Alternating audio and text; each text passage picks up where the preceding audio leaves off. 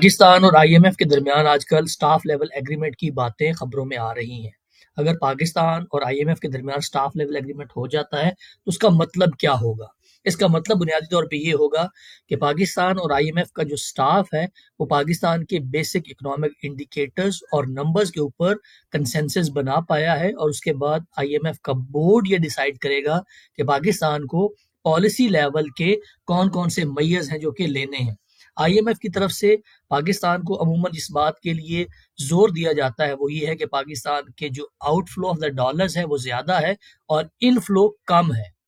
अब इसको लेके इसहाक डार साहब ने एक प्रेस कॉन्फ्रेंस में मुखैर हजरात से ये अपील की कि पाकिस्तान के अंदर डॉलर को अरेंज करने के लिए जो बैरून मुल्क पाकिस्तानी मुखैर हजरात हैं वो मुल्क की मदद करें। तो ये बहुत ही मुनासिब मौका है कि हमें इसहाक डार की इसी तरह की एक और स्कीम को देखने का मौका मिलेगा कि जब उन्होंने कर्ज उतारो मुल्क संवारो तहरीक एक शुरू की, एक स्कीम शुरू की 90 की दिहाई के अख्ताम के ऊपर, जिससे पाकिस्तान के कर्जों को ख़त्म करने का एक ऐसी स्ट्रेटजी के तौर पे पेश किया गया। लेकिन आइए देखते हैं कि इस तहरीक या इस स्कीम के पाकिस्तान के इकोनॉमिक मैनेजमेंट के ऊपर, पाकिस्तान के कर्जों के ऊपर क्या असर पड़ा। 1997 और 98 का अगर पाकिस्तान का कर्जा उठा के देखें तो मिनिस्ट्री ऑफ फाइनेंस के हिसाब से उस वक्त पाकिस्तान का जो टोटल कर्जा था वो डॉलर्स के अंदर तकरीबन 38 बिलियन यूएस डॉलर बनता है और उस वक्त जो एक्सचेंज रेट था वो 54 रुपए था। तो पाकिस्तान का उस वक्त का जो टोटल डेट था 38 बिलियन यूएस डॉलर का वो पाकिस्तानी तकरीबन 2000 अरब रुपए बनता है। तो 2000 अरब रुपए को इसहाक डार की उस वक्त की जो इकोनॉमिक मैनेजमेंट थी उसके हिसाब से कर्ज उतारो मुल्क संवारो तहरीक से हम इस कर्जे को अदा कर सकेंगे और पाकिस्तान की जो डेट के मसाइल हैं उनको हल करने की एक पॉसिबल ऑप्शन के तौर पे इस स्कीम को लॉन्च किया गया। अब आए देखते हैं कि जो कर्ज उतारो मुल्क संवारो स्कीम थी इसमें एक्चुअली कितना पैसा इकट्ठा हुआ। इसके बारे में मुख्तलिफ तखमीने हैं। जो 2001 के अंदर एक ऑडिट किया गया उसके हिसाब से जो ये कर्जों की सेटलमेंट थी उसमें 1.2 मिलियन रुपीस, आपकी स्क्रीन के ऊपर वो जो स्क्रीनशॉट नजर आ रहा है ये उस ऑडिट रिपोर्ट का है। इसमें बताया गया कि तकरीबन 1226 मिलियन रुपए हैं जो कि कर्ज उतारो मुल्क संवारो तहरीक के जरिए या स्कीम के जरिए पाकिस्तान के स्टेट बैंक के जरिए जमा किए गए और 1200 मिलियन का मतलब है तकरीबन 1.2 बिलियन रुपीस। पाकिस्तान का कर्जा कितना है जो कि मैंने भी आपको दिखाया 2000 अरब रुपए और जो ऑडिट रिपोर्ट है वो ये बता रही है कि पाकिस्तान ने तकरीबन 1.2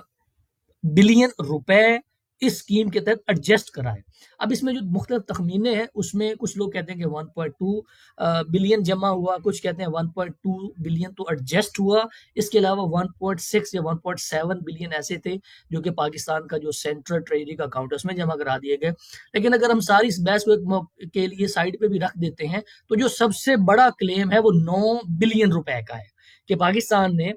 कर्ज उतारो मुल्क संवारो में 9 बिलियन रुपए इकट्ठे किए। तो अगर 9 बिलियन भी इकट्ठे कर लिए थे तो पाकिस्तान के टोटल कर्जा 2000 अरब रुपए का था। तो 2000 अरब रुपए की परसेंटेज और प्रोपोर्शन आप निकाल लीजिए। तो इसके लिए पहले भी कई दफा अर्ज किया है कि वो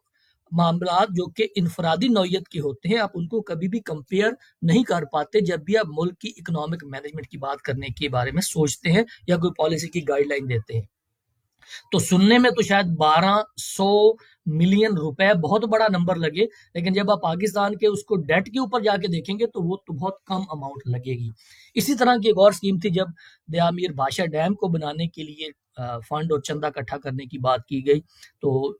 500 अरब रुपए के उस प्रोजेक्ट के लिए जो डैम के लिए चाहिए था उसमें तकरीबन कुछ 16 अरब रुपए इकट्ठे हो पाए जिनको हुकूमत ने फिर अपने और जो डिपॉजिट्स और ट्रेजरी के अकाउंट्स होते हैं उनके अंदर पार कर दिए, लेकिन दयामीर भाषा डैम नहीं बन पाया। तो पाकिस्तान की इकोनॉमिक मैनेजमेंट के जो मसाइल हैं वो बहुत गंभीर हैं, उनको डोनेशन से कर्जे से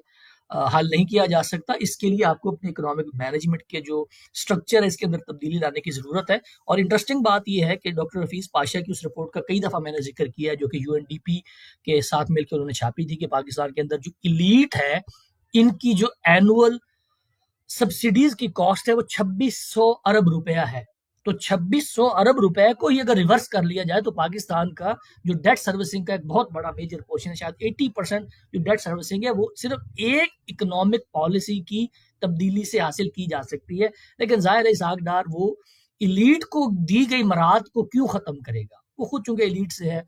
तो जितनी भी हमारी रूलिंग इलीट है इस वक्त, इरिस्पेक्टिव वो किस पार्टी में है, उन तमाम को पता है कि पाकिस्तान की इकोनॉमिक जो मैनेजमेंट का जो स्ट्रक्चर है इसके अंदर मसला है, लेकिन उस मसले को हल कोई नहीं करेगा। और ये जो कॉस्मेटिक किस्म के मैयर्स होते हैं, जो नारे होते हैं, जो पॉलिटिकली मोटिवेटेड स्लोगन्स होते हैं, जिनके विजुअल इफेक्ट्स बहुत ज्यादा नजर आते हैं, जो कि देखने में सुनने में बहुत अच्छा लगता है, तो इस तरह के तो वादे और नारे और